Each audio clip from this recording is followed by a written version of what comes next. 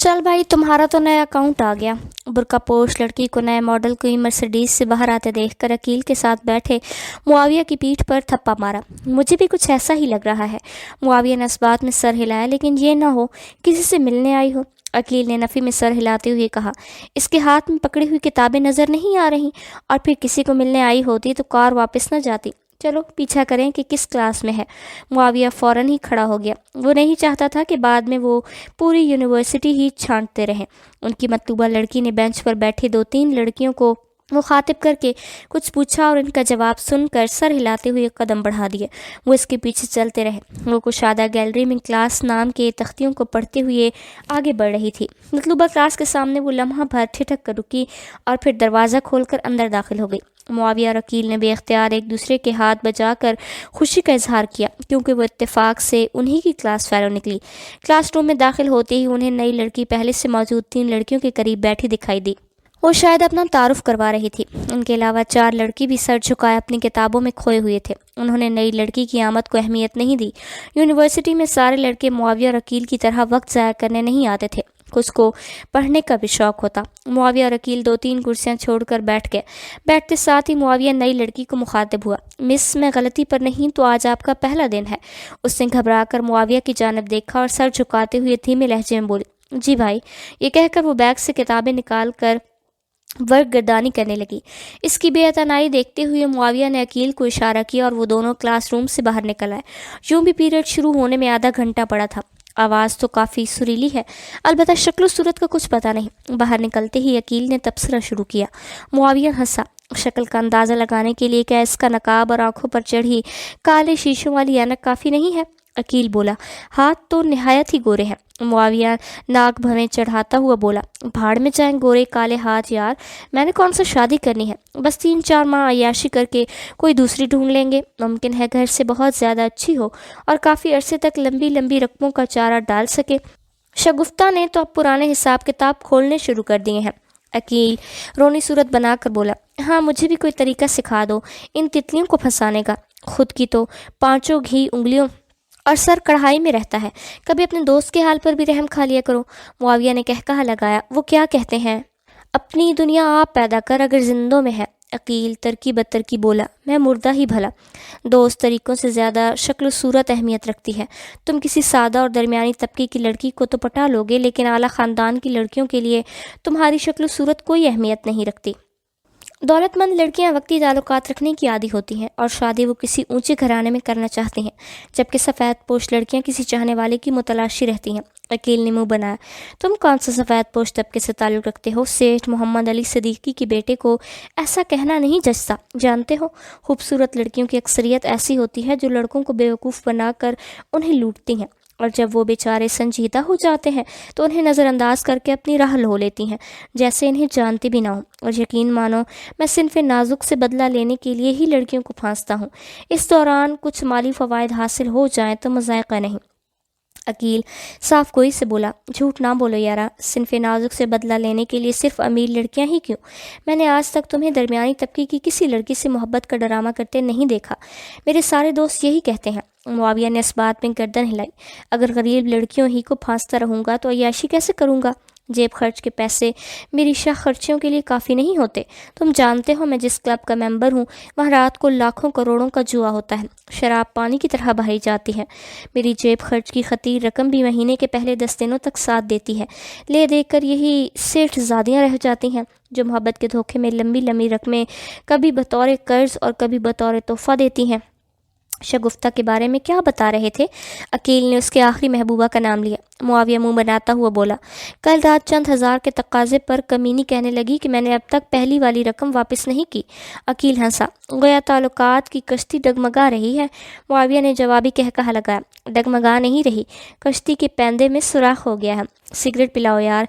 गहरा सांस लेते अकील ने संगी बेंच से टेंग लगाई ही थी। मुआविया ने गोल्ड लीफ की डब्बी निकाल कर एक सिगरेट अकील की तरफ बढ़ाई और दूसरे अपने होंठों में दबा ली। सिगरेट सुलगा कर उसने लाइटर अकील की जाने बढ़ा दिया था। वैसे शगुफ्ता काफ़ी तेज़ लड़की है, इतनी जल्दी तुम्हारी जान नहीं छोड़ेगी। तुम इससे काफ़ी रकमें भी हथिया चुके हो।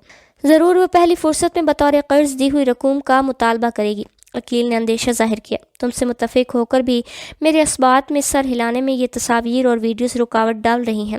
معاویہ نے قیمتی موبائل میں خفیہ فولڈر کھول کر ایک تصویر اسکرین پر لائی اور موبائل اسکرین کو عقیل کے سامنے پکڑ لیا۔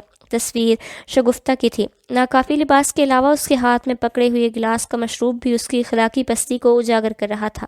شاید تم یقین نہ کرو کہ شگفتہ کی جو تصاویر اور ویڈیوز میرے پاس موجود ہیں یہ ان سب میں شریفانہ تصویر ہے۔ بہت خبیث ہو یار، گہرا کش لے کر دھواں ناک سے نکالتے عقیل نے تحسین آمیز لہجے میں کہا تھا۔ معاویہ فخریہ لہجے میں بولا، یہ حفاظتی تدابیر ہیں دوست، یقیناً ان تصاویر اور ویڈیوز کے حصول کے لیے بھی وہ چند لاکھ آسانی سے قربان کر دے گی۔ شگفتہ سے پہلے والیوں کو بھی اس صورتحال کا سامنا کرنا پڑا ہوگا۔ عقیل اس کا دوست ہونے کے باوجود اس کی زندگی کے اس پہلو سے واقف نہیں تھا کہ وہ لڑکیوں کو بلیک میل بھی کرتا ہوگا۔ آج پہلی مرتبہ اس نے یہ راز اگلا تھا۔ شمائلہ اور سمینہ اس حد تک جانے پر راضی نہیں ہوئی تھی، البتہ ترک تعلقات کے بعد انہوں نے رقم کی واپسی کا مطالبہ وغیرہ بھی نہیں کیا تھا کہ مجھے کوئی مشکل پیش آتی۔ عقیل نے پوچھا، باقی دوست تمہارے اس کرتوت سے واقف ہیں؟ معاویہ نے منہ بنایا، دوستوں کے ایسے رازوں میں حصہ دار بنانا باعث نقصان ہو سکتا ہے، البتہ تمہاری بات دوسری ہے۔ اس دوران کلاس کا وقت ہو گیا تھا، وہ دونوں کلاس روم کی طرف بڑھ گئے۔ میرا نام بسمہ لطیف ہے، خوبصورت مسکراہٹ والی قبول صورت لڑکی نوارت برقع پوش کو مخاطب تھی۔ وہ اسی وقت کلاس روم میں داخل ہوئی تھی اور اپنی نشست کے پاس بیٹھی نئی لڑکی کو دیکھتے ہوئے خوش دلی سے تعارف کرنے لگی۔ میں شمامہ یوسف ہوں۔ برقع پوش جوابی تعارف کے ساتھ کلاس روم میں داخل ہونے والے پروفیسر کی طرف متوجہ ہو گئی، جو السلام علیکم کہہ کر کلاس کے سامنے آ گیا۔ سلام کے جواب کے ساتھ ہی کلاس میں ہونے والی بھنبھراہٹ رک گئی تھی۔ تمام پروفیسر صاحب کی طرف متوجہ ہو گئے۔ نئی کلاس شروع ہوئی ہے، تیسرا دن ہے اور عجیب اتفاق ہے کہ آج 3 نئے چہرے نظر آ رہے ہیں۔ پروفیسر صاحب کی تیز نظروں سے نئے آنے والے بچ نہیں سکے تھے۔ بہرحال نئے طلباء اپنا تعارف کرا دیں تاکہ سبق کا آغاز کیا جائے۔ سلیم اللہ، رضوان علی، شمامہ رانی۔ نئے آنے والوں نے کھڑے ہو کر باری باری اپنا تعارف کروایا اور بیٹھ گئے۔ میں پروفیسر احمد ہوں۔ اپنے تعارف کے ساتھ ہی ادھیڑ عمر پروفیسر سبق کی جانب متوجہ ہو گئے۔ دوران سبق معاویہ مسلسل ہی شمامہ کو گھورتا رہا۔ اسے جلد ہی معاویہ کی حرکت محسوس ہو گئی تھی۔ وہ بے چینی سے پہلو بدلنے لگی۔ اس کی گھبراہٹ سے بے پرواہ معاویہ چاہت بھرے انداز میں اسے گھورتا رہا۔ یار، پہلا دن ہے، قریب کو سنبھلنے کا تھوڑا سا موقع تو دو۔ پیریڈ کے اختتام پر جو ہی پروفیسر احمد کلاس روم سے باہر نکلے، ساتھ بیٹھے عقیل نے اس کے پیٹ میں انگلی چبھوتے ہوئی سرگوشی کی۔ دھیرے سے ہنستے ہوئے معاویہ نے جوابی سرگوشی کی۔ غریب ہوتی تو میں نے اسے خاک گھاس ڈالنی تھی، عقیل نے کہا۔ خاصی گھبرائی ہوئی لگ رہی ہے، تمہارا گھورنا اسے بے چین کر رہا ہے۔ معاویہ اعتماد سے بولا، چند دنوں کی بات ہے، پھر دیکھنا میرے نہ گھورنے کی شکایتیں کیا کرے گی۔ جانتا ہوں، عقیل نے بے بسی کے انداز میں لیا۔ معاویہ بے ساختہ مسکرا پڑا۔ شمامہ نے پین سے رجسٹر پر آڑی ترچھی لکیریں کھینچتے ہوئے کن آنکھوں سے معاویہ کو دیکھا۔ اسے عقیل سے باتیں کرتے دیکھ اس نے اطمینان بھرا سانس لیا۔ ایسا اس کے ساتھ پہلی بار ہو رہا تھا کہ کوئی لڑکا اس وار ففتگی سے اسے گھور رہا تھا۔ اسکول کے زمانے ہی سے اس نے برقع اوڑھنا شروع کر دیا تھا اور اس کا تجربہ تھا کہ لڑکے برقع پوش لڑکی کو چھیڑنے میں احتیاط ہی برتتے ہوں گے، کہ لڑکوں کو معلوم ہی نہیں ہوتا کہ نقاب کے عقب میں موجود چہرہ کیسا ہے، اور یہ لا علمی لڑکی کے تحفظ کو یقینی بنا دیتی ہے۔ نہ جانے وہ کیوں اسے اتنی بے ساختگی سے گھورے جا رہا تھا۔ شمامہ اس کے بارے میں سوچتی رہی۔ اچانک بسمہ نے اس کی کوہنی پکڑ کر ہلائی۔ وہ بڑبڑا کر چونک گئی۔ اس کے ساتھ ہی اس کی سماعتوں میں کلاس کے سامنے کھڑے پروفیسر کی آواز گونجی، آپ کی طبیعت تو ٹھیک ہے؟ جی سر، میں ٹھیک ہوں سر۔ وہ گڑبڑا گئی تھی۔ پروفیسر صاحب سر ہلاتے ہوئے سبق کی طرف متوجہ ہو گئے۔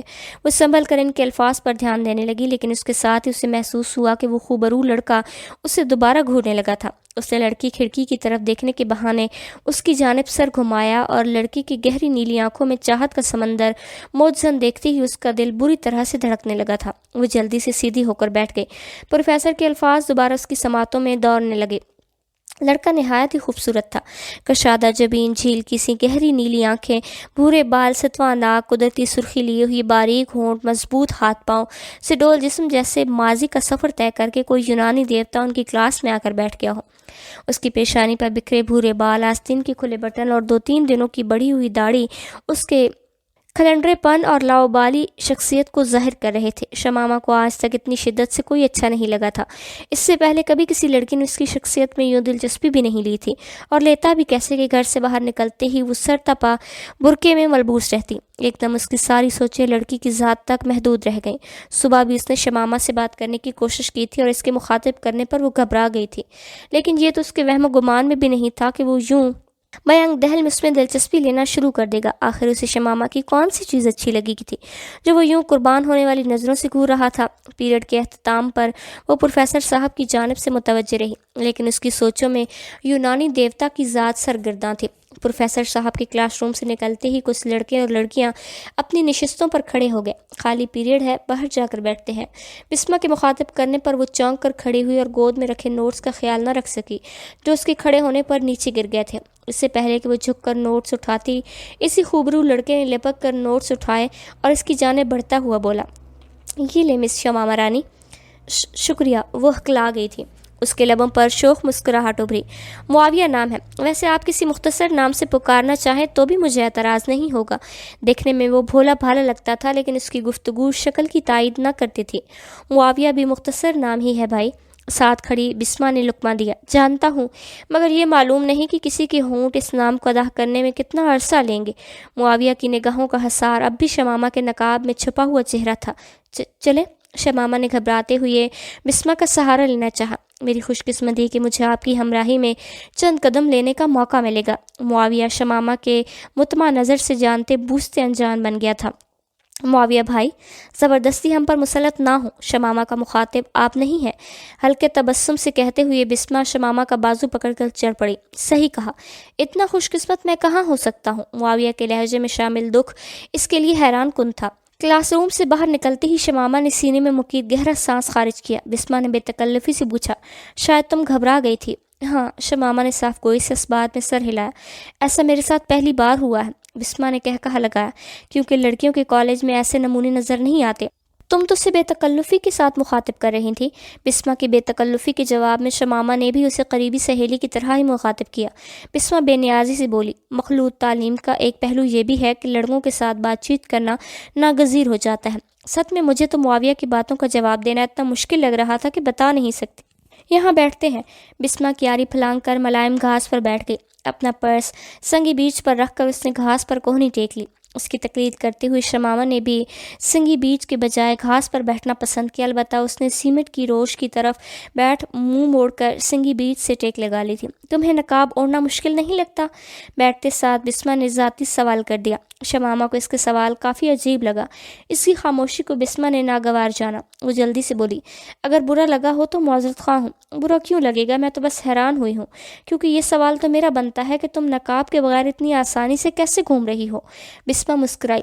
अतराफ में निगाह दौड़ाने पर तुम्हें शायद ही कोई बुर्का पोश दिखाई दे। दूसरों की बेपर्दगी हमारे लिए मशले राह नहीं होनी चाहिए। पर्दा तो आँख का होता है। बिस्मा ने मुंह बनाया। शमामा को इसकी बात पसंद ना आई थी। वो तपते हुए बोली, तो फिर कपड़े पहनने का तकल्लुफ़ क्यों किया हुआ है? यकीनन तुम्हारे जिस्म में पहली सदी हिजरी की कोई रूह मुक़ीद है। बिस्मा ने उसकी कड़वी बात मजाक में उड़ा दी। बिस्मा बहन, हमारा रहन सहन और मुआशरत हमारी तरबियत की ताबे होती है।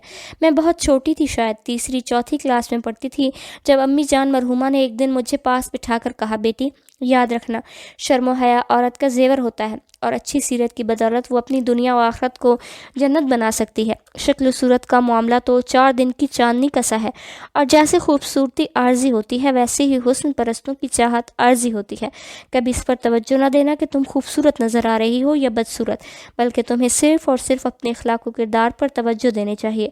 औरत का मानी ही छुपने की चीज़ है। शरीयत औरतों को मर्दों के मसावी हकूक़ कुछ एहतियातों को मद्देनज़र रख कर अता करती है। तालीम का हुसूल हो, बाजारी में ख़रीदारी करना हो या नौकरी करना, इनमें से कोई काम करना भी औरत को मना नहीं है। बस शर्त एक ही है कि घर से बाहर निकलते वक्त औरत फितने की सूरत इख्तियार ना करे। हमारे मुक़द्दस नबी सल्लल्लाहु अलैहि वसल्लम के पाक का इरशाद का मफ़हूम है कि खूबसूरत व बदअख़लाक़ औरत तो घोड़े की घास है। जानते हो घोड़े की घास क्या होती है? उन्होंने मुझसे सवाल पूछा और मेरा सर नफ़ी में हिल गया था। कहने लगी, खाना बदोश लोग जब किसी जगह से चले जाते हैं और अपने पीछे जो कूड़ा क्रिकेट और गंद बला छोड़ जाते हैं, इस कचरे पर उगने वाले खुशनुमा घास को घोड़े की घास कहते हैं। کہ دور سے تو بہت بھلی نظر آتی ہے، لیکن قریب آنے پر پتہ چلتا ہے کہ اس کی اصل تو سڑا ہوا کچرا ہے۔ ماں کی بہت سی باتیں بہت بعد میں میری سمجھ میں آئی تھیں، لیکن اس وقت میں اس بات میں سر ہلا کر خود کو سمجھدار ظاہر کرتی رہی۔ یقیناً امی جان سچی تھی، اتنا لمبا لیکچر تو پروفیسر احمد بھی نہیں دیتے یار۔ بسما نے اس کی باتوں کو کہے میں اڑا دیا۔ شمامہ دھیمے لہجے میں بولی، میں بس اپنی فطرت تمہارے سامنے کھولنا چاہتی تھی۔ ویسے میرا ذاتی تجربہ تو یہ ہے کہ جس عورت کے چہرے پر کوئی عیب ہو یا وہ بالکل ہی واجبی شکل کی ہو، وہ برقعے میں ملبوس رہنا پسند کرتی ہے۔ اس طرح کم از کم اس کی عزت نفس تو قائم رہتی ہے کہ کوئی لڑکا اسے منہ کیوں نہیں لگاتا۔ شاید شمامہ نے کندھے اچکانے پر اکتفا کیا تھا۔ کیا مجھے بھی اپنے موہنے چہرے کا دیدار نہیں کراؤ گی؟ بسما کا لہجہ کسی کونا سال عاشق کا سا ہو گیا۔ اس کے انداز پر شمامہ کہا لگا کر ہنس پڑی تھی۔ اگر وعدہ کرو کہ کسی دوسرے سے میری شکل و صورت کے بارے میں کوئی گفتگو نہیں کرو گی تو سوچا جا سکتا ہے۔ چلو وعدہ رہا۔ ایک لمحہ سوچنے کے بعد بسما نے اس کی ران پر زور سے ہاتھ مارا۔ وہ ایسی ہی فطرت کی مالک تھی۔ مہینوں اور سالوں کے فاصلے اس نے لمحوں اور گھڑیوں میں طے کر لیے تھے۔ اف! شمامہ نے بے ساختہ تھپڑ لگنے والی جگہ سہلائی۔ چلو نا جلدی کرو۔ بسما نے دوسرا تھپڑ مارنے کے لیے ہاتھ اٹھایا، مگر شمامہ نے اس کی کلائی تھام لی۔ بسما نہ کرو، درد ہوتا ہے، وہ معصومیت سے بولی۔ بسما شرارتی لہجے میں بولی، قسم سے اگر یہ معصومیت بھرا لہجہ معاویہ بھائی نے سن لیا تو دل پر ہاتھ رکھ کر بے ہوش ہو جائے گا۔ معاویہ کے ساتھ میرا کیا تعلق ہے؟ شمامہ بے قابو ہوتی دھڑکنوں کو سنبھالنے لگی۔ ہے نہیں تو ہو جائے گا۔ بسما کا لہجہ معنی خیز ہو گیا۔ اس کے بارے میں تم کیا جانتی ہو؟ شمامہ کے لہجے میں سنجیدگی در آئی۔ کچھ بھی نہیں، میرا بھی آج تیسرا دن ہے۔ اس دن رخشندہ سے پتہ چلا کہ کسی امیر باپ کی اولاد ہے۔ دولت کے ساتھ ساتھ اللہ پاک نے شکل و صورت بھی چھپڑ پھاڑ کر دی ہے۔ لڑکی ہوتا تو یقیناً چاہنے والے شمار نہ کیے جا سکتے۔ اب بھی خیر چاہنے والیاں کافی تعداد میں موجود ہوں گی، لیکن لڑکیاں چونکہ جذبات پر قابو پانے کی ماہر ہوتی ہیں، اس لیے زیادہ تر اپنی چاہت کو دل ہی میں چھپا کر رکھتی ہیں، اور اس کی زندہ مثال بسما لطیف کی شکل میں آپ کے سامنے موجود ہے۔ آخری فقرہ اس نے کہا لگا کر کہا۔ شمامہ حیا آلود لہجے میں بولی، کتنی بے شرم ہو بسما، سچ بتاؤ کیا تمہیں اچھا نہیں لگا؟ بسما اسے چھیڑنے سے باز نہیں آئی، اور یاد رکھنا جھوٹ بولنے سے لمیاں سخت خفا ہوتا ہے۔ شمامہ کو اپنے دل سے جو جواب موصول ہو رہا تھا بسما کے سامنے دہرا کر وہ اپنا مذاق نہیں بنانا چاہتی تھی۔ بات بناتے ہوئی بولی، قسم سے بسما، بے حیائی کی باتیں کرتے ہوئے تمہیں ذرا بھی جھجک نہیں ہو رہی؟ اچھا میری شرمیلی سہیلی، میں خدا کو حاضر ناظر جان کر کہہ دیتی ہوں کہ میں ایک لڑکی ہوں، اور میرے سامنے نقاب کشائی سے تمہاری عزت و حرمت پر کوئی آنچ نہیں آئے گی۔ یہ لو۔ شمامہ نے دائیں بائیں دیکھتے ہوئے احتیاط سے رخ پر پڑا نقاب سرکایا اور اس کے ساتھ ہی آنکھوں سے چشمہ بھی اتار دیا۔ اس کی شکل پر نظر پڑتے ہی بسما کی آنکھوں میں دنیا جہان کی حیرت سمٹ آئی تھی۔ 2-3 لمحوں کے لیے تو وہ بولنے کے قابل ہی نہ رہی تھی۔ شمامہ کی شکل و صورت اس کے تصور سے بالکل مختلف تھی۔ اسی اثناء میں شمامہ نے دوبارہ نقاب اڑا کر چشمہ پہن لیا۔ چلے، اگلا پیریڈ شروع ہونے والا تھا۔ شمامہ کے نقاب اوڑھنے کے بعد وہ اس کے علاوہ کچھ نہیں کہہ سکی۔ ہاں چلو۔ شمامہ ہینڈ بیگ سنبھال کر کھڑی ہو گئی تھی۔ چھٹی کے وقت وہ کلاس روم سے اکٹھے ہی باہر نکلی تھی۔ معاویہ چند قدموں کے فاصلے سے ان کے تعاقب میں تھا۔ شمامہ سے پیچھے آتا دیکھ چکی تھی اور اس وقت سخت گھبرا رہی تھی۔ پارکنگ کے قریب پہنچ کر بسما اس سے رخصت ہو گئی۔ اس کا رخ یونیورسٹی بس کی طرف تھا۔ بسما کی رخصت ہوتی ہی معاویہ بنا ظاہر جھجکتا ہوا اس کے قریب آیا۔ مس شمامہ، اگر پسند کریں تو میں آپ کو گھر تک چھوڑ سکتا ہوں۔ شکریہ، میں چلی جاؤں گی۔ نہ جانے وہ کیوں اس سے بات کرتے ہوئی ہکلانے لگتی۔ گو مردوں سے بات چیت کرنا اسے پسند نہیں تھا، لیکن اس کا یہ مطلب بھی نہیں تھا کہ اسے مردوں سے ڈر لگتا ہو۔ البتہ معاویہ میں کوئی ایسی بات ضرور تھی کہ اس کی گھبراہٹ ختم ہونے میں نہیں آ رہی تھی۔ بہت زیادہ اپنا اور عزیز لگنے کے باوجود اس سے بات کرتے ہوئے وہ گڑبڑا جاتی۔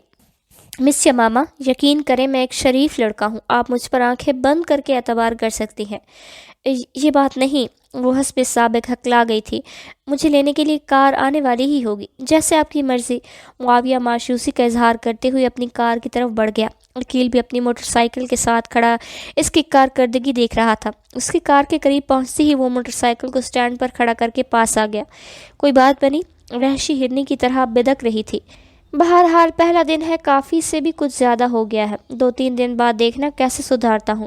عقیل تحسین آمیز لہجے میں بولا، اس بارے میں کسی احمد ہی کیوں شک ہو سکتا ہے؟ میں گیا۔ شگفتہ بڑے غصے میں لگ رہی ہے۔ معاویہ دور سے آتی شگفتہ کو دیکھ کر فوراً کار میں گھس گیا تھا۔ شگفتہ کے قریب پہنچنے سے پہلے اس کی کار حرکت میں آ گئی۔ کمینے نے مجھے دور سے آتے دیکھ لیا تھا، ہے نا؟ عقیل کے قریب رکتے ہوئے وہ پھاڑ کھانے والی لہجے سے مستصفر ہو گئی۔ مجھے کیا معلوم؟ عقیل انجان بن گیا۔ وہ دانت پیستے ہوئے بولی، تمہیں نہیں تو کس سے معلوم ہوگا؟ بہرحال بکری کی ماں کب تک خیر منائے گی؟ اسے کہہ دینا شگفتہ کے ساتھ پنگا لینا اسے مہنگا پڑے گا۔ کہہ دوں گا شگفتہ باجی، معصومانہ لہجے میں کہتا وہ موٹر سائیکل کی طرف بڑھا، اور ہاں، شگفتہ کے پکارنے پر وہ اس کی جانب متوجہ ہوا، میرا نام شگفتہ باجی نہیں، شگفتہ احسان ہے، امید ہے آئندہ یاد رہے گا۔ یہ کہتے ہی وہ وکیل کا جواب سنے بغیر اپنی قیمتی کار کی طرف بڑھ گئے۔ اسی وقت نئے ماڈل کی قیمتی مرسیڈیز پارکنگ میں داخل ہوئی۔ کار کی کالا رنگ شیشے کی طرح چمک رہا تھا۔ شمامہ اگلی نشست کا دروازہ کھول کر ڈرائیور کے ساتھ ہی بیٹھ گئی۔ اس کمینے کو ایک سے بڑھ کر ایک امیرزادی ہاتھ آ جاتی ہے، امید کرتا ہوں اس کی موت کسی امیرزادی کے ہاتھ ہی لکھی ہوگی۔ خود کلامی کے انداز میں بڑبڑاتے ہوئے موٹر سائیکل کو کک مارنے لگا۔ شمامہ کی مرسیڈیز سبک رفتاری سے پارکنگ سے باہر جا رہی تھی۔ دن کیسا گزرا میرے بیٹے کا؟ مرسیڈیز کے آگے بڑھتے ہی ڈرائیونگ سیٹ پر بیٹھے ادھیڑ عمر شخص نے شفقت بھرے لہجے میں پوچھا۔ بہت اچھا بابا جان۔ شمامہ کے لہجے میں شامل خوشی کسی تعارف کی محتاج نہیں تھی۔ لہجے سے تو میرا بیٹا بہت خوش نظر آ رہا ہے۔ ان کا لہجہ مسرت سے پر تھا۔ وہ چہکی، ہاں بابا جان، میں واقعی بہت خوش ہوں۔ آج یونیورسٹی میں بہت مزہ آیا۔ ایک لڑکی بھی میری دوست بن گئی ہے، قسم سے اتنی مخلص اور اچھی ہے کہ بتا نہیں سکتی۔ صرف لڑکی؟ ان کے لہجے میں شفقت کے ساتھ شرارت بھی پنہا تھی۔ کیا مطلب؟ شمامہ نے چشمہ اتارتے ہوئے انہیں تیز نظروں سے گھورا۔ ڈرائیور نے تحقیق چاہنے والے انداز میں کہا، روبینہ، ماریا، سنبل وغیرہ بھی تمہاری سہیلیاں تھیں نا؟ ہاں، مگر انہوں نے تو دوسری یونیورسٹی میں داخلہ لیا ہے۔ آپ جانتے تو ہیں کہ یہ کافی مہنگی یونیورسٹی ہے۔ میرا داخلہ بھی تو سیٹھ صاحب کی مہربانی سے ممکن ہو پایا ہے۔ ڈرائیور کا کہا بلند ہوا۔ شمامہ رانی، میرا مطلب تھا کہ لڑکیوں سے دوستی تو پرانی بات ہے، اب یونیورسٹی میں آ کر بھی ایک لڑکی ہی کو دوست بنا کر کیا تیر مار لیا؟ شمامہ تیز لہجے میں مستفسر ہوئی، یعنی مجھے لڑکے سے دوستی کرنی چاہیے تھی؟ وہ جلدی سے بولی، توبہ توبہ، کتنی بے باک ہوتی جا رہی ہیں شمامہ رانی، کیا میں ایسا کہہ سکتا ہوں؟ آپ میرا مذاق کر رہے ہیں، میں بتا رہی ہوں پکی کٹی ہو جائے گی۔ ادھیڑ عمر ڈرائیور نے جاندار کہا بلند کیا، اچھا معذرت، دوبارہ نہیں چھیڑوں گا بابا جانی۔ جس دن کوئی پسند آیا اور اس نے بھی میری ذات میں دلچسپی ظاہر کی، سب سے پہلے آپ کو مطلع کروں گی۔ یہ کہتے ہوئے اس کی آنکھوں کے سامنے معاویہ کا وجیح چہرہ جھلملا رہا تھا۔ اس نے آنکھیں بند کر کے سیٹ کے ساتھ ٹیک لگا لی۔ مجھ میں کیا اچھا لگا کہ اتنی چاہت سے گھور رہے تھے۔ اس کی سوچ معاویہ سے مستفسر ہوئی، مگر اس کے جواب کی بجائے اسے باپ کا جواب سنائی دیا۔ لازمی بات ہے، سب سے پہلے قریبی دوست ہی کو باخبر کیا جاتا ہے، اور مجھ سے زیادہ تمہارا قریبی دوست کون ہے؟ وہ جذباتی لہجے میں بولی، میں قسم کھا کر کہہ سکتی ہوں کہ آپ سے اچھا بابا کسی کا بھی نہیں ہوگا۔ تقریباً ہر لڑکی کی نظر میں اس کا باپ ہیرو اور دنیا کے مردوں سے بڑھ کر اسے عزیز و محترم ہوتا ہے۔ لیکن شمامہ رانی اس معاملے میں کچھ زیادہ ہی جذباتی تھی، اور کیوں نہ ہوتی کہ محمد یوسف نے نہ صرف اسے ماں و باپ دونوں کا پیار دیا تھا، بلکہ اس کا معاملہ بیٹی کے ساتھ ایک گہرے دوست والا بھی تھا۔ وہ اپنی چھوٹی سی چھوٹی اور بڑی سی بڑی بات باپ کے سامنے بیان کرتے ہوئے ذرا بھی جھجک محسوس نہیں کرتی تھی۔ سر کا سائبان اور محافظ ہونے کے ساتھ ساتھ وہ اس کا بہترین رازدان، اچھا مشورہ دینے والا ساتھی اور بے تکلف دوست بھی تھا۔ شمامہ رانی بجا طور پر اپنے والد پر فخر کر سکتی تھی۔ وہ محمد یوسف کی اکلوتی اولاد تھی۔ اس سے چھوٹے 2 بھائی اور ایک بہن پیدائش کے ساتھ ہی اللہ پاک کو پیارے ہو گئے تھے۔ تیسرے بچے کی پیدائش کے ساتھ ہی نوشین بیوی بھی جانبر نہیں ہو سکی تھی۔ اس وقت شمامہ رانی 5ویں کلاس میں تھی۔ وہ سارا دن اسکول میں اپنی سہیلیوں کو نئے بھائی کی آمد کی خوشی خبری سناتی، اور جب چھٹی کے وقت گھر پہنچتی تو ماں کے انتقال کی روح فرسا خبر اس کی منتظر تھی۔ محمد یوسف اپنی شریک حیات کی موت پر اتنے حیران و پریشان تھے کہ اس ننھی جان کو بھول گئے۔ اس کا رونا سسکنا سن کر محمد یوسف پر اذیت کے نئے در واہ ہوئے تھے۔ اپنا غلم بھلا کر وہ بیٹی کی دل جوئی میں لگ گیا۔ اس سے پہلے کہ وہ شمامہ رانی کے ابو جان تھے، اس دن سے وہ اس کی ماں، دوست، ساتھی، رازدان، سہیلی اور سب کچھ بن گئے۔ گہرے گھاؤ کی اگر اچھے سے مرہم پٹی کی جائے اور ضروری احتیاطوں کو نظر انداز نہ کیا جائے تو زخم بھرتے دیر نہیں لگتی۔ ماں کا نعم البدل ملنا ناممکن ہوتا ہے، مگر انہوں نے ناممکن کو ممکن کر دکھایا۔ شمامہ رانی ماں کو بھلا تو نہ سکی تھی، مگر ماں کی غیر موجودگی اس کی زندگی میں کوئی ایسا خلا اور کمی پیدا نہ کر سکی جس کا شکار بن کر ماں کی بیٹیاں ہو جاتی تھی۔ محمد یوسف نوجوانی ہی میں سیٹھ عبدالکریم صالح کی ذاتی ڈرائیور بن گئے تھے۔ سیٹھ عبدالکریم کی وسیع و عریض کوٹھی کی 4 دیواری کے اندر ہی ملازموں کے 2 کوارٹر بنے ہوئے تھے، جس میں سے ایک محمد یوسف کے تصرف میں تھا۔ ان کی بیوی نوشین نے اپنے حیات میں سیٹھ صاحب کا باورچی خانہ سنبھالا ہوا تھا۔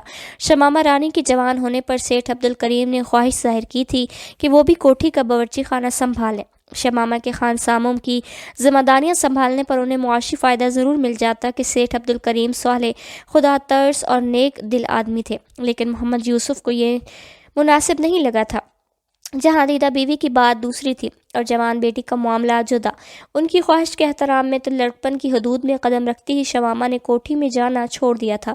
سیٹھ عبدالکریم کے 2 بیٹے اور 1 بیٹی تھی۔ دونوں بیٹے نہایت سعادت مند اور شفاف کردار کے مالک تھے۔ اس کے باوجود شمامہ ان کے سامنے بے نقاب ہونا پسند نہیں کرتی تھی۔ اچھا کھانا تو کھا لیا تھا نا؟ سفید رنگ کے خوبصورت گیٹ کے سامنے کار روک کر وہ بیٹی کی طرف متوجہ ہوئی۔ وہ پیٹ پر ہاتھ پھیرتے ہوئی بولی، کچھ بھی نہیں کھایا بابا، بہت سخت بھوک لگی ہے۔ کہا بھی تھا لنچ باکس ساتھ رکھ لو۔ ناراضگی کا اظہار کرتے ہوئے انہوں نے کار آگے بڑھا دی۔ چوکیدار نے دروازہ کھول دیا۔ بابا جانی یہ دیکھیں، پرس میں پیسے موجود تھے لیکن کچھ کھانے کا خیال ہی نہیں آیا۔ اس نے 2 سرخ نوٹ والد کی آنکھوں کے سامنے لہرائے۔ اچھا کل سے اپنا کھانا ساتھ لے جانا۔ مرسیڈیز کو 2 غاروں کے درمیان کھڑا کرتے انہوں نے چابی گھما کر انجن بند کر دیا۔ بابا جان عجیب لگتا ہے، وہاں اتنے امیر طلبہ پڑھنے آتے ہیں، میرا لنچ باکس دیکھ کر ہنسیں گے۔ کار سے اتر کر باپ بیٹی اپنے کوارٹر کی طرف بڑھ گئے۔ پارکنگ سے ان کے کوارٹر تک سیمنٹ کی پختہ روش بنی ہوئی تھی۔ کوارٹر کوٹھی کے عقبی جانب ایسی جگہ پر بنے تھے کہ داخلی دروازے سے نظر نہیں آ رہے تھے۔ تو روزانہ ایسے ہی بھوکی رہو گی؟ پہلے ہی اتنی کمزور ہو۔ یوسف کے لہجے میں ممتا کسی فکر مندی گھلی تھی۔ وہ مسکرائی۔ بابا جان اتنی ہٹی کٹی تو ہوں، آپ سے 2-3 کلو گرام زیادہ ہی وزن ہوگا میرا۔ کل یونیورسٹی سے واپسی پر تمہیں وزن کرانے لے جاؤں گا، دیکھتا ہوں کتنی کچھ وزنی ہو۔ بس اپنی دوست کا مذاق اڑاتے رہنا۔ منہ بناتے ہوئے اس نے کوارٹر کا بیرونی دروازہ کھولا اور باپ کو رشتہ دینے کے لیے دروازے سے ہٹ گئے۔ مختصر صحن، چھوٹا سا باورچی خانہ، غسل خانہ و بیت الخلاء، ان کے اوپر بنا سٹور، دور رہائشی کمرے اور ان کے سامنے بنے چھوٹے سے برآمدے پر مشتمل کوارٹر باپ بیٹی کی ضروریات کے لیے کافی تھا۔ محمد یوسف کو اللہ پاک نے شکر بھرا دل نصیب کیا تھا اور اس کی نیک فطرت کے اثرات شمامہ رانی میں بھی بدرجہ عتم موجود تھے۔ نہیں میں واپس چلوں گا، سیٹھ صاحب نے سائٹ پر چکر لگانے جانا ہے۔ محمد یوسف نے اندر داخل ہونے کی کوشش نہیں کی تھی۔ تم تازہ دم ہو کر کھانا کھاؤ، اتنا زیادہ بھی نہ ٹھونس لینا کہ رات کو دسترخوان پر مجھے اکیلا بیٹھنا پڑے۔ کبھی نہ کھانے پر گلا اور کبھی زیادہ کھانے کی شکایت۔ بابا جان آپ بس تنقید ہی کرتے رہنا، لاڈ بھرے انداز میں کہتے ہوئے وہ کوارٹر میں داخل ہو گئی۔ داخلی دروازہ کنڈی کر کے وہ اپنے کمرے کی طرف بڑھ گئی۔ درمیانے حجم کے کمرے کی سجاوٹ دیکھنے والی تھی۔ کمرے میں سبز رنگ کی اجارہ داری واضح نظر آ رہی تھی۔ کھڑکی اور دروازے کے پردے، بستر کی چادر، دیواریں اور چھت، کھڑکیوں اور الماریوں کے پٹ، دروازے کے کوار تمام سبز رنگ میں رنگے تھے۔ کمرے کی ایک کونے میں کتابوں کا ریک دھرا تھا جو اس کی چارپائی کے تکیے سے بالشت بھر کے فاصلے پر تھا، یوں کہ چارپائی پر لیٹے لیٹے وہ مرضی کی کتاب پکڑ سکتی تھی۔ کھڑکی اور دروازے اور برآمدے کی دیوار میں بنے تھے۔ اس سے متصل دائیں جانب کی دیوار میں اس کی چارپائی لگی تھی۔ عقبی دیوار پر 3 خوبصورت تصاویر ٹنگی تھیں۔ درمیانے والی خانہ کعبہ، اس کے دائیں مسجد نبوی اور بائیں مسجد اقصیٰ کی پرنور تصاویر تھیں۔ چھت سے لٹکے پنکھے کو بھی سبز رنگ میں رنگا گیا تھا۔ بائیں طرف کی دیواروں کے ساتھ لکڑی کی 3 کرسیاں پڑی تھیں جن پر فام کی گدیاں رکھی تھیں۔ کرسیوں کے سامنے لکڑی کی میز پڑی تھی۔ میز پر بھی سبز رنگ کا صاف ستھرا کپڑا بچھا تھا۔ چارپائی کی بائیں جانب ایک چھوٹی سی تپائی تھی جس پر پلاسٹک کا کولر اور گلاس رکھا ہوا تھا۔ کھڑکی اور دروازے کے درمیانی خلا میں 2 فٹ چوڑا اور 3 فٹ لمبا آئینہ تھا اور اس کے سامنے لکڑی کی چھوٹی سی ٹیبل رکھ کر سنگار میز کی شکل دی گئی تھی۔ کمرے میں داخل ہوتے ہی وہ نقاب اتار کر آئینے کے سامنے کھڑی ہو گئی۔ خود کو گہری نظروں سے دیکھتے اس کے خیالوں میں معاویہ آ دھمکا۔ کیا مجھے اس حالت میں دیکھ کر بھی تمہاری نظریں یوں ہی چاہت کا اعلان کریں گی؟ خود کلامی کے انداز میں بڑبڑاتے ہوئے وہ معاویہ کو مخاطب ہوئی اور پھر ایک دم اس کے چہرے میں حیا کی سرخی پھیل گئی۔ یہ میں کیا سوچ رہی ہوں؟ خفت بھرے انداز میں خود کو سرزنش کرتے ہوئے وہ چارپائی کی طرف بڑھ گئی۔ زندگی میں پہلی مرتبہ اسے کسی نے نظروں سے دیکھا تھا اور زندگی میں پہلی ہی مرتبہ اس کا دل کسی کے لیے یوں بے طرح دھڑک رہا تھا۔ اپنے بابا کو چھوٹی سے چھوٹی بات سے آگاہ رکھنے والی معاویہ کے بارے میں زبان نہیں کھول سکی تھی۔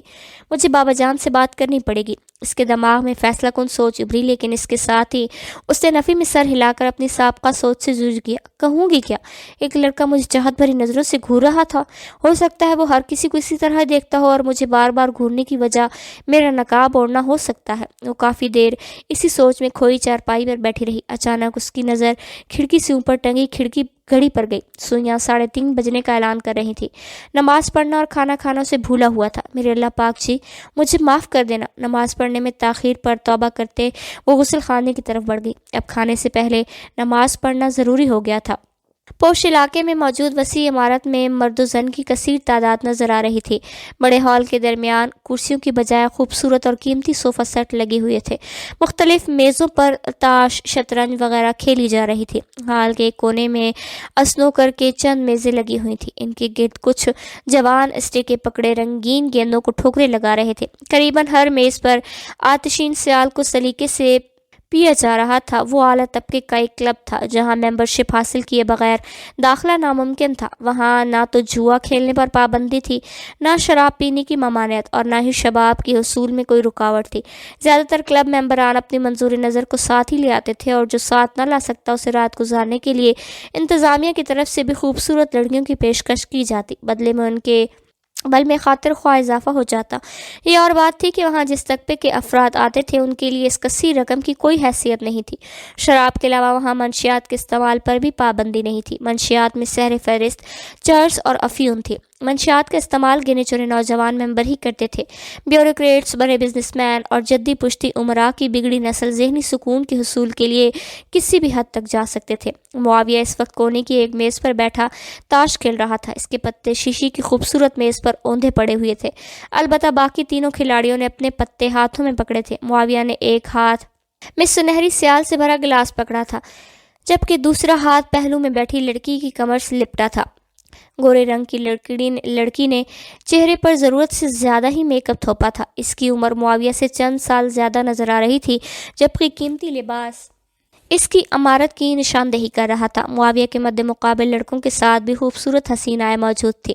ان لڑکیوں کا مرکز نکاح بھی معاویہ ہی تھا، جن سے مخالف کے لیے اس کی شکل میں عجیب قسم کی کشش موجود تھی۔ میز کا درمیانی حصہ مختلف رنگ کے ٹوکنوں سے بھرا ہوا تھا۔ معاویہ نے سامنے رکھے ٹوکنوں میں سے آدھے سے زیادہ ٹوکن اٹھا کر درمیان میں پھینک دیے۔ اس کے بعد والے لڑکے نے اپنے پتے اکٹھے کر کے ایک جانب رکھے اور صوفے کی پشت سے ٹیک لگا کر گویا مقابلے سے دستبرداری کا اعلان کر دیا تھا۔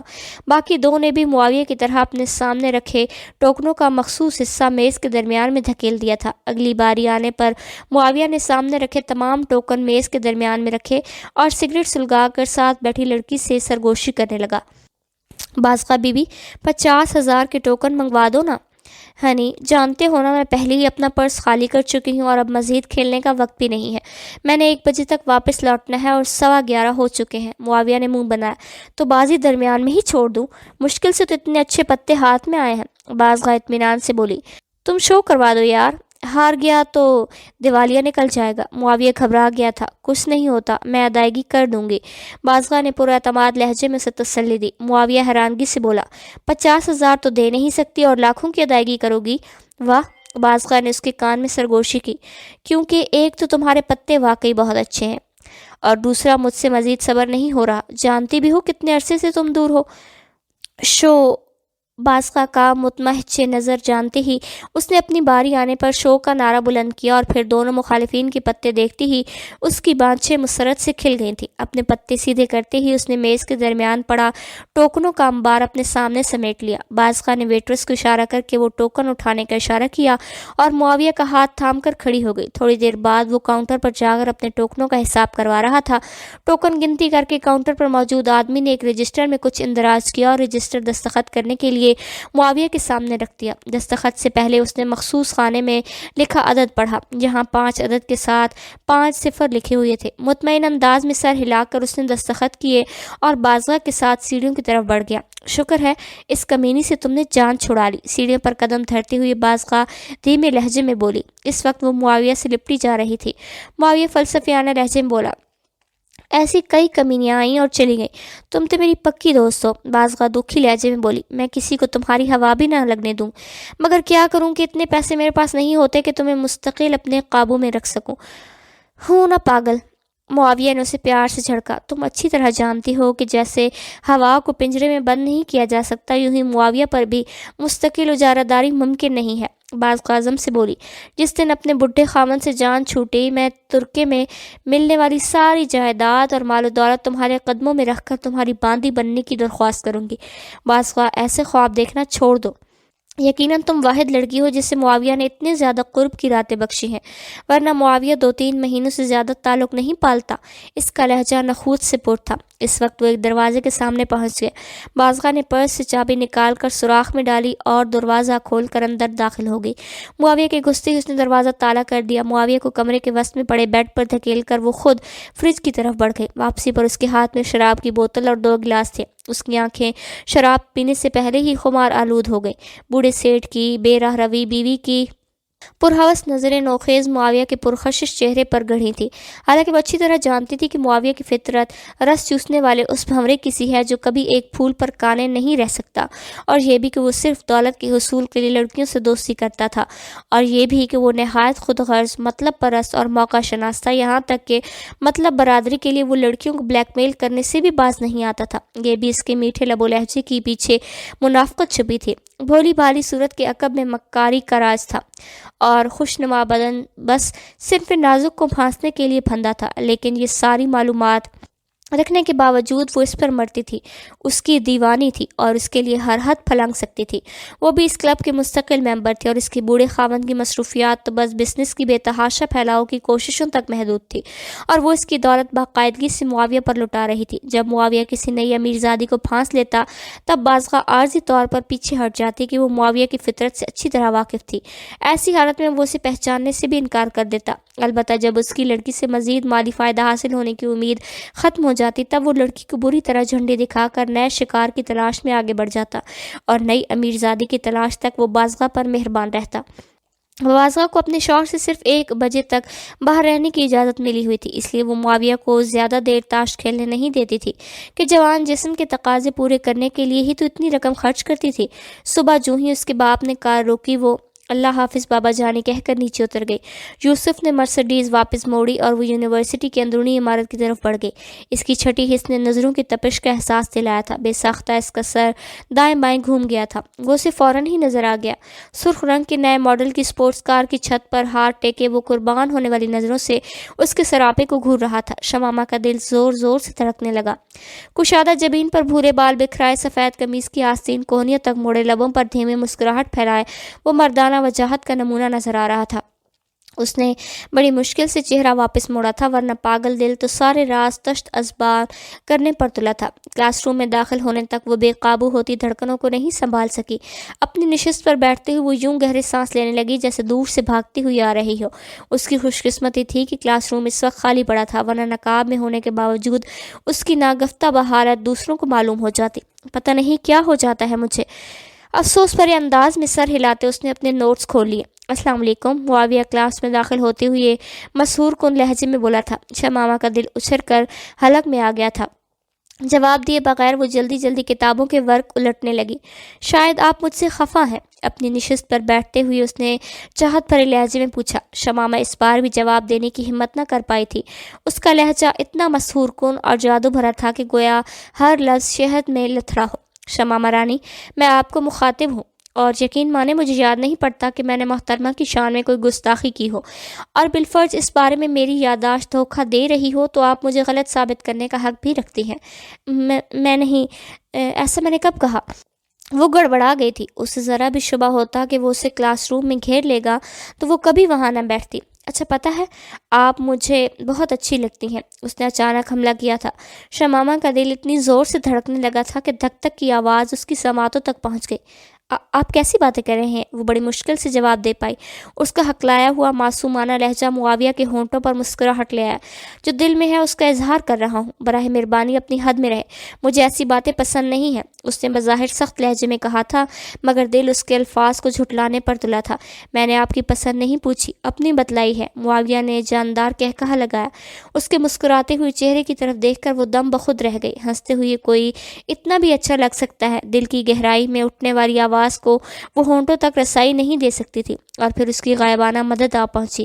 3-4 طلبہ ایک ساتھ کلاس روم میں داخل ہوئی۔ انہیں دیکھتے ہی شمامہ نے اطمینان بھرا سانس لیا۔ معاویہ بھی چپ ہو گیا، لیکن اس نے شمامہ کو گھورنا بند نہیں کیا۔ خالی پیریڈ میں وہ بسمہ کے ساتھ گزشتہ روز والی جگہ پر جا کر بیٹھ گئی۔ ناشتہ نہیں کر سکی، سخت بھوک محسوس ہو رہی تھی۔ بیٹھتے ساتھ بسمہ نے واویلا کیا، میرے پاس دال کا بنا پراٹھا موجود ہے۔